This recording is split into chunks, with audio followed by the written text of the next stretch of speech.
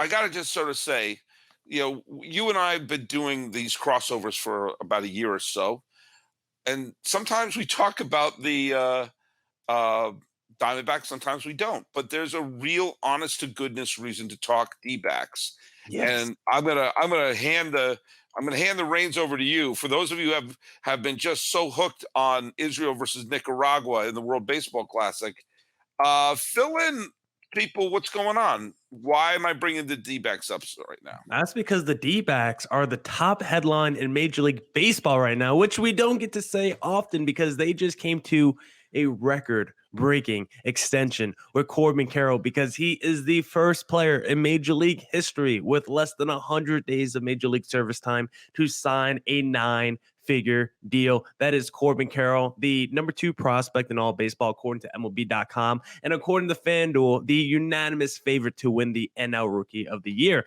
Now, for Corbin Carroll and the D-backs, this is a great extension, I believe, because for the D-backs, you get to lock up the best prime years of Corbin Carroll. This is someone that's a speedster, an elite athlete, and he's someone that's probably going to slow down as he enters his late 30s because he's currently the fastest player in baseball, but he can't be the fastest player in baseball until he's 37 years old. So for the D-backs, he's currently 22 years old, and you're paying him for his peak years, ages 22 to about 31. You're paying for the best years of Corbin Carroll, and it could be a complete value bargain if Corbin Carroll hits his ceiling. You're going to pay him between 14 and 18, $19 million annually for a guy that could be an all-star plus potential guy. That's what we project him out to be. That's his caliber, his ceiling. And for Corbin Carroll, you get this built-in security, right? If you are super good and you are good right away, then you don't have to go through those arbitration years where you're super undervalued. And, if you get hurt, you're not making that long-term money. You get the security if you're Corbin Carroll. You get your money up front. And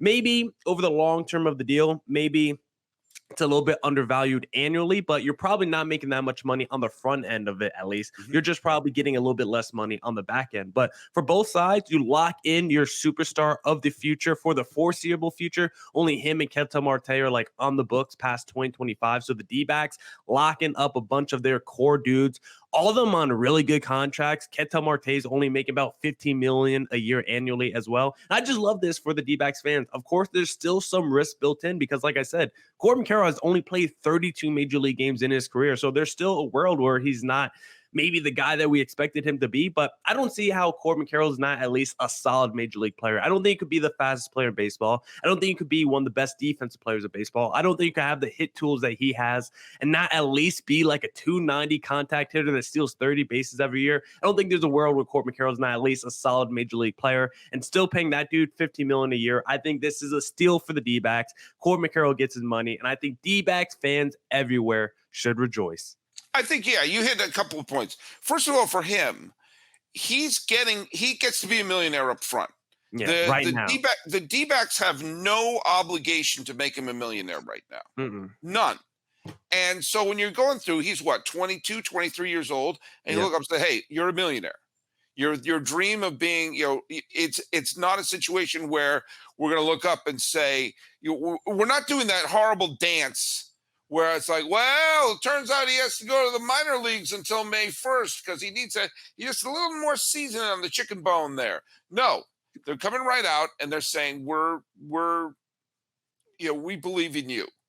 And so he's getting paid ahead of time. And this is and Mhm. the point you're making, and I think it's a great one, is that, yeah, the risk is he could become, you know, a Bryce Harper level player, and it would be worth 20, $30 million on the open market. Mhm. Sure. The other risk is, and he knows this, he could bomb. He could get Yeah. hurt. He could slump. I mean, we've seen players who come up and have great starts or looked really terrific that don't quite work out. And he knows that if that happens, he's getting paid. And so there's that risk for the Diamondbacks. And the risk reward is, oh, but if he turns out to be a superstar, we don't have to dismantle the freaking team. And so what and the other great point you're making here, and I'm gonna talk about this on a much larger scale, because I think the Diamondbacks are showing they're learning from another franchise right now. But we'll stick specifically to D-backs right now before we get to the larger philosophy. We saw that the Diamondbacks had developed a homegrown MVP caliber player in Goldschmidt, and Yep. saw that explode in their face where they had to trade him off to St. Louis. All right. D-back fans know that, all right, where the team is at least trying to put together a foundation, Yep. and not a quick fix foundation, not a reckless, oh, we're going to go and try to sign this player or that player when they're not ready. No, Marte is going to be a very good player for the next bunch of years. And you also know that okay, Carroll has all, I'm sorry, it took me a second. Yeah. Carroll has all of the tools to be a potential all-star. And so that if you're trying to create a foundation, that some of the supporting pieces are going to change no matter who you are. But you got to have that core in there. And so right now they're telling their fans, hey, when we're developing a player, it's not to farm them out. It's not to send them off for parts. And so for the Diamondback fans, they must feel that there's something positive about that. For the Diamondbacks themselves, for the team themselves, to look up and say, oh, we're actually going to try to do something. Instead of, it must be just an incredible amount of disappointment when you go into a year, go like, we're going to stink this year, aren't we? Yeah. Mhm. Anybody who's good is going to get shipped off. Oh boy. Okay, here we go. Play ball. Yay. Especially when you're in a division where, for so long, San Francisco was so good and Los Angeles has been so great over the last decade and a half, and San Diego is trying to put together to come out and say, hey, there are 3 wild card spots. Why not us? And someone told me, I don't know if you know this, I looked this up. For a period of time, the Diamondbacks actually passed the Giants in the Oh standings. yeah. Did someone tell you that? Yeah, I think for this deal, I think it covers both the risk and the upside of Corbin Carroll, because I was kind of nervous about giving Corbin Carroll an extension just because he's had such a small sample size on the major league level. So I was kind of nervous about what the number was going to be. Was it going to be like a Wander Franco, Julio Rodriguez type deal where you get 20, where you get like 20 to 25 million a year? I thought that would have been way too much for Corbin Carroll considering what we've already seen from him. Of course, I think he could be a player that's worth 20 to 25 million. But from the sample size that we saw, I thought that would have been too much money if we gave him that money up front right now. I would have wanted to see a full season of major league service time from Corbin Carroll before we gave him that kind of deal. But I think the value that we gave him just fits everything perfectly, because you don't give him too much money. You're not breaking the bank with Corbin Carroll. But at the same time, if he is someone that turns into a superstar type player, you're getting him on a major value, on a major bargain of a deal. And you're just taking away all worries and doubts from D-backs fans. You don't have to think about, are we going to have to do this arbitration dance every season? Are we going to somehow build a riff with Corbin Carroll? Because when you go into those arbitration hearings, those teams have to lay out all the reasons why this player shouldn't be paid. And players say it's not personal, it's just business. But it's hard to not get emotional when you hear your team ripping you down in these negotiations to not get you paid. So you get to take away all that with Corbin Carroll. You get to lock him in with security, and he's going to be here for the next 8 years. No worries about his contract or extension or anything like that. Breaking the bank for Corbin Carroll. You know what he's going to be. You know he's going to be here, and that's why it's such a satisfying feeling. And think about what that means when, as I said, you're getting rich quicker. You may get more rich later, or you may not. It's kind of I've made the analogy. It's deal or no deal. You open up that suitcase, and all right, that's not the biggest value, but it's also not a $2 bill. It's Mhm. You're going to walk away with more money than you can ever spend in your life. But also, I mean, think about what you just said there. We mentioned this a little bit with when we talked about San Diego. Again, we're going to talk about this specifically in segment 3. But you circumvent the nastiness of the arbitration. You Yeah. circumvent what that does. That you, by definition, you have to have an antagonistic relationship with ownership. Let's do away with that. I don't like Let's- let- arbitration. It's well, so well, disgusting. well, here's the deal. And again, this is not going to go a super long history lesson from your pal Sully, but arbitration was necessary before free agency because everyone could just players couldn't go to free agency. They were the reserve clause. The team could just renew their contract, and they also didn't know what other players were making.